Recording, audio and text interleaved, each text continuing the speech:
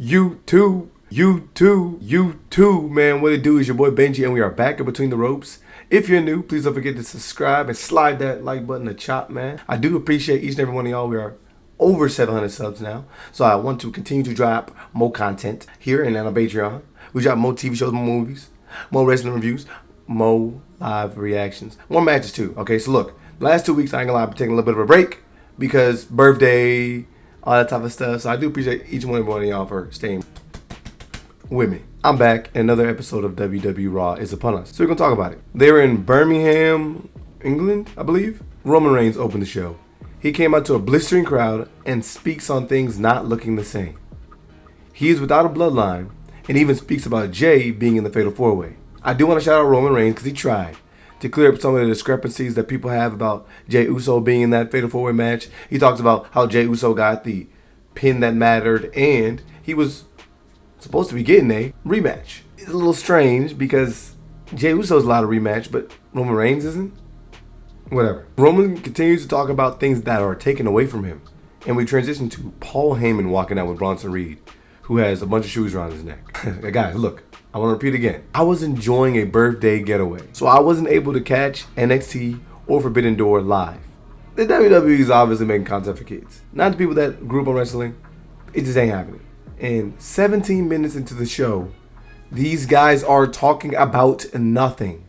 Paul Heyman finally gets to the point about tough love, as it's been 5 years since he's aligned himself with Roman. And Bronson gets the mic to talk about the history of their Samoan ancestors. Roman's funny as heck because he's like, wait a minute, hold up. This guy is Samoan? Your behind belongs to me, which is right. Roman's our tribal chief. You were supposed to be one of the many people that acknowledged Roman Reigns. And Bronson lets Roman know that he will have to acknowledge the tribal thief. I wouldn't really be too mad about catching a match between these two guys, but this segment is long and the segment is lifeless. Let's think about it. Bronson Reed had the help of Seth Rollins and Braun Breaker to jump Roman and then snatch Roman's shoes while he was down. It's not even like he single-handedly was whooping Roman Reigns and then took the shoes and then bragged about the disrespect. Roman only asked the dude to acknowledge him in this segment and return the shoes. And Bronson's talking about Roman's deceased uncle and dad. Like, what are we talking about? It's really gotten to the point where people poking fun at the shoes getting snagged was used to create a match. I'm not too upset about it because at least it shows that the WWE is paying attention to people online, even though Triple H lets everybody know that the online people don't matter. Bronson could have at least asked for the Ulafala next or something.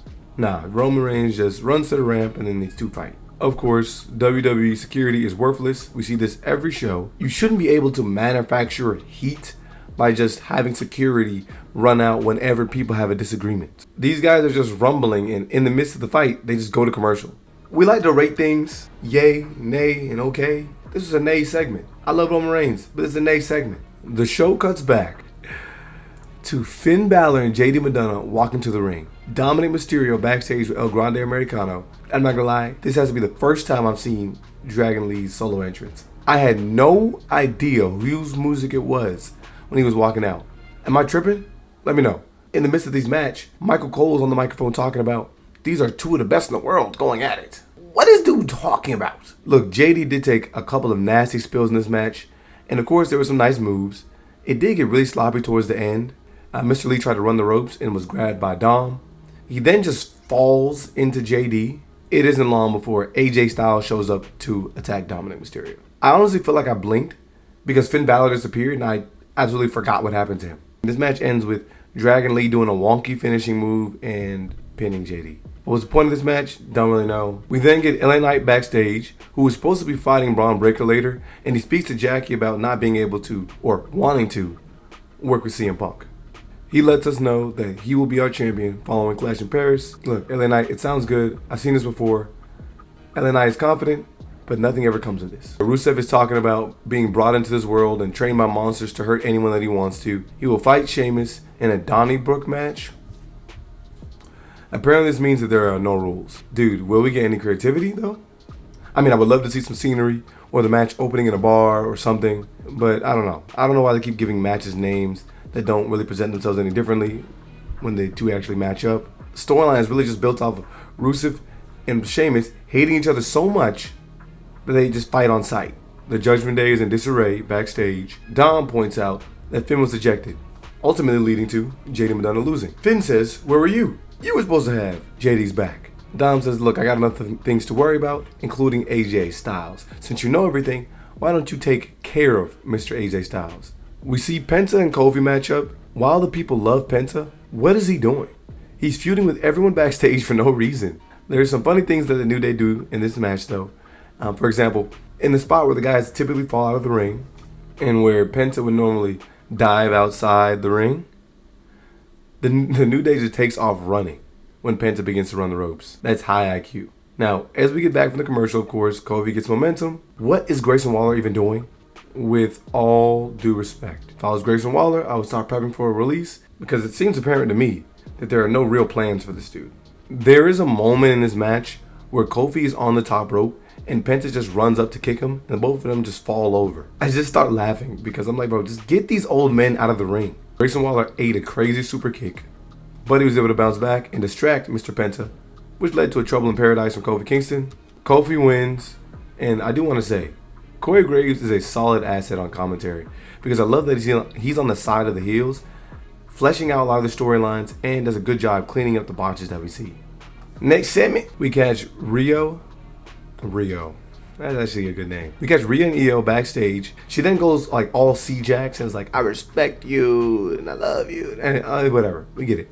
Before she asks Rhea to keep her distance. What is going on? Are these women like secretly lovers or something like that? We see ASUKA and Kairi Sane backstage freaking out.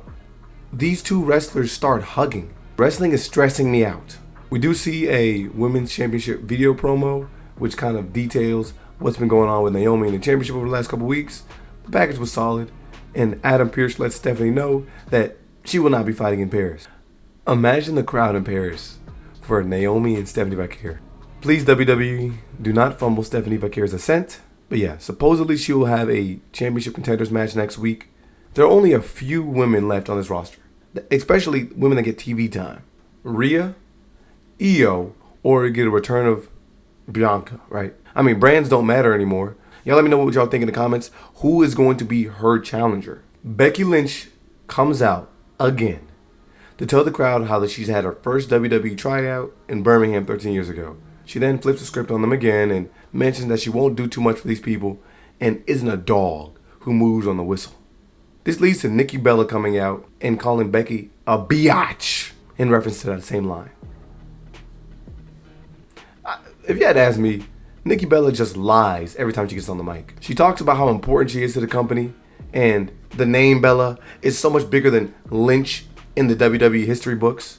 The little tussle that these two women end up having stinks. It looks like there are two people who just met up trying to choreograph a dance. That alone did not excite me for their match. There were a lot of quick hitters in this episode, so I will at least commend WWE because there was a lot going on in this show. They tried. CM Punk does cut a solid promo backstage, and it makes sense that he has goals to unite in order to thwart Seth Rollins. He mentions that he wants to get back to being champion.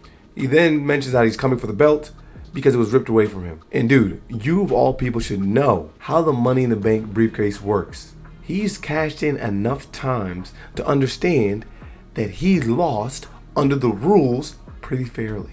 Rhea and ROXXANE match up. It's a whatever match.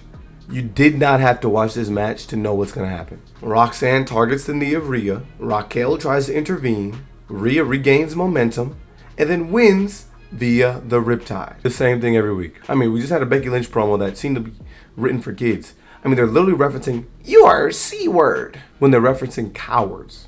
We get this repetitive nonsense.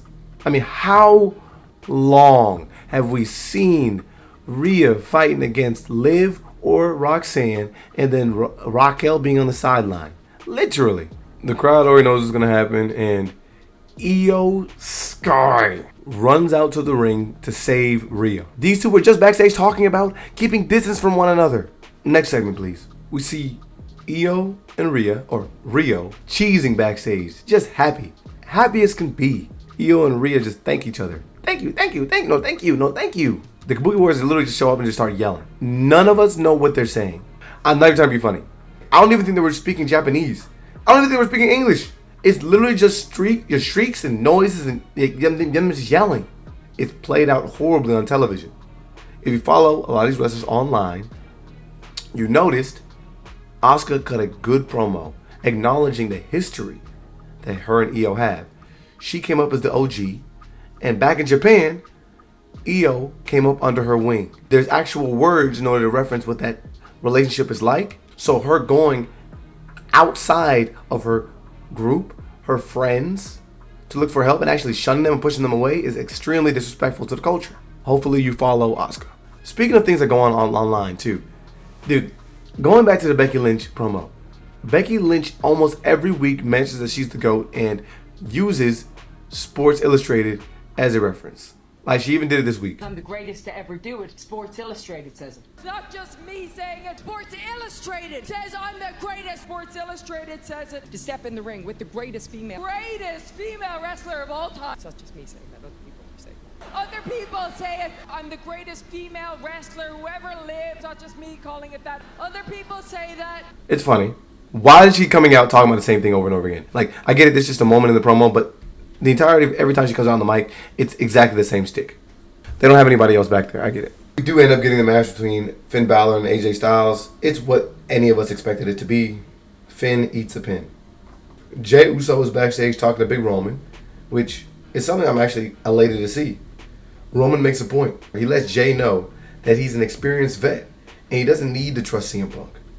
He doesn't need to be nervous. I would love to have seen more moments like this when Jey was actually chasing the championship the first time.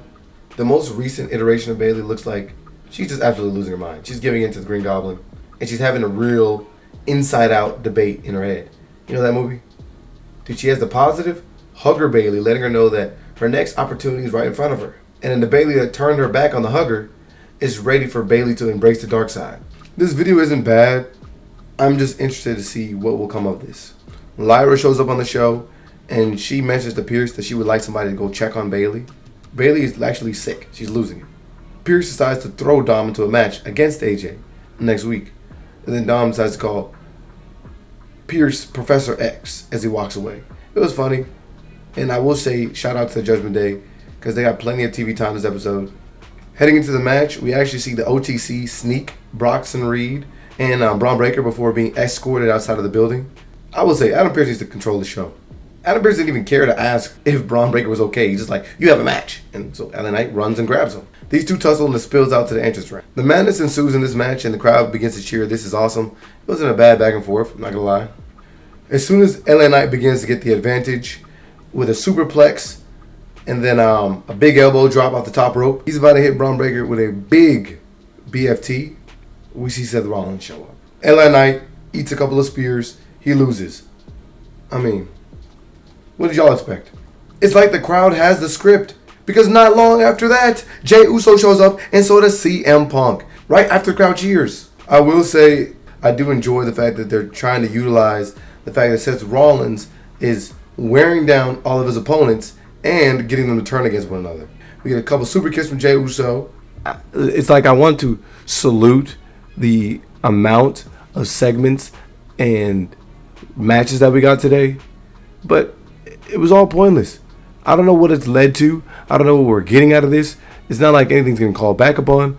It's really not really important references here or anything here. You don't have to show up to watch the show. Just show the Clash of Paris. You'll get a couple of video get a couple of video recaps. You'll be good to go. Stay tuned to the next video, man.